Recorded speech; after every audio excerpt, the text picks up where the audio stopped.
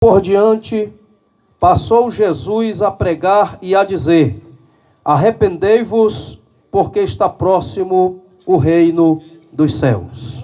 Amém. Podeis sentar em nome de Jesus. Daí por diante, passou Jesus a pregar e a dizer: arrependei-vos, porque é chegado o reino dos céus. Meus amados irmãos, queridos amigos que nos ouvem nesta noite, aqueles que aqui estão presentes para juntos celebrarmos a Deus e que também usam desta oportunidade para agradecerem ao Senhor por tudo que Ele é e por todas as maravilhas que Ele faz.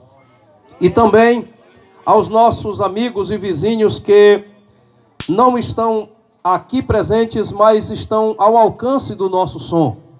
E que mesmo aí do conforto da sua casa, estão atentos, ouvindo de forma muito cuidadosa os louvores e as mensagens que aqui já foram entoados e pregados. Nós queremos nesta noite celebrarmos a Deus pela festa desta congregação, deste povo que aqui se reúne e adora ao Senhor neste templo, onde aqui é invocado o nome santo do Senhor Jesus, como também celebrado e adorado, porque a palavra de Deus diz que só o nome de Jesus Cristo é digno de todo louvor e de toda adoração.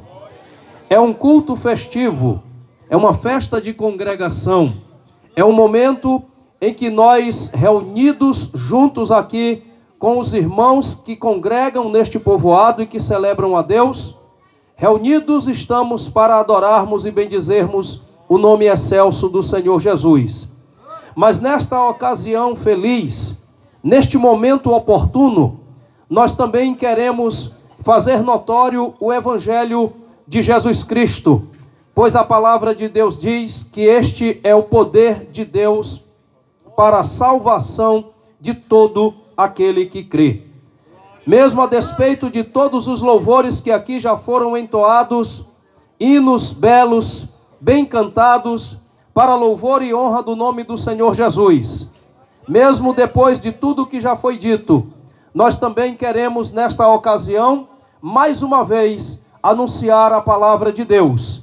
E nesta ocasião, neste momento, direcionar esta mensagem aos corações dos nossos amigos ouvintes, aqueles que aqui estão presentes e aos que estão distantes, mas que assim mesmo estão ouvindo, como já dissemos.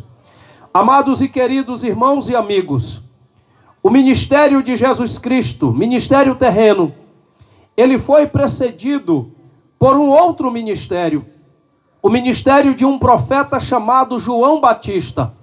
Um homem que, conforme o próprio Jesus Cristo disse, dentre os nascidos de mulher, não havia nenhum maior do que João Batista.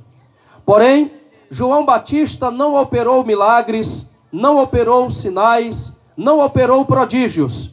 A mensagem de João Batista era uma mensagem firme, era uma mensagem dura, e era uma mensagem que chamava o pecador ao arrependimento. Mateus capítulo 3, versículo 2, registra que João Batista, pregando no deserto da Judeia, às margens do rio Jordão, ele dizia: arrependei-vos, porque é chegado o reino dos céus. E a palavra de Deus diz que a multidão ia até João Batista, demonstrando arrependimento, para por ele ser batizado e assim haver uma conversão dos maus caminhos para o caminho de justiça, para um caminho de retidão, para um caminho na perfeição de Deus. Após João Batista terminar de forma até mesmo precoce o seu ministério, por conta do ato de injustiça que a ele foi cometido, apareceu Jesus também pregando na mesma região a mensagem do Evangelho do Reino. E o texto sagrado da palavra de Deus diz que após Jesus ter passado pelo processo da provação no deserto, Jesus dirigiu-se à região da Galileia e assim dizia Jesus: arrependei-vos, porque está próximo o reino dos céus. A mensagem que João Batista pregava no deserto da Judeia não era dele. Quando perguntaram a ele se ele era o Cristo, se ele era o Elias, se ele era aquele que havia de vir, João Batista disse: não, eu sou apenas a voz do que clama no deserto. João sabia da sua responsabilidade. João sabia que ele era apenas uma voz ressoando no deserto, dizendo: arrependei-vos, porque é chegado o reino dos céus. Posteriormente, Jesus inicia o seu ministério pregando na região da Galileia, ensinando, falando a todas as multidões, e a mensagem de Jesus Cristo era: arrependei-vos, porque é chegado o reino dos céus. Agora Jesus, o dono da mensagem, o autor da mensagem, ele mesmo veio ao mundo anunciando a necessidade de arrependimento a todos os pecadores, para que assim seja manifesto a estes o reino de Deus, o reino dos céus. Quando Jesus Cristo pregava dizendo: arrependei-vos, porque está próximo o reino dos céus, esta mensagem era um apelo. A mensagem de Jesus Cristo, ao chamar os pecadores ao arrependimento, era um apelo, uma mensagem apelativa, era um chamado urgente aos pecadores ao arrependimento. Por que esta mensagem, ela era um chamado urgente? Porque conforme a palavra do Senhor diz, todos pecaram e destituídos estão da presença de Deus. O maior mal que aflige a humanidade, a maior tragédia na vida do homem, a pior desgraça que pode acontecer na vida do homem, chama-se pecado. Porque o pecado cega o homem, o pecado impossibilita o homem, o pecado mata o homem, o pecado afasta o homem da presença santa do Deus santo e verdadeiro, único Senhor e Salvador.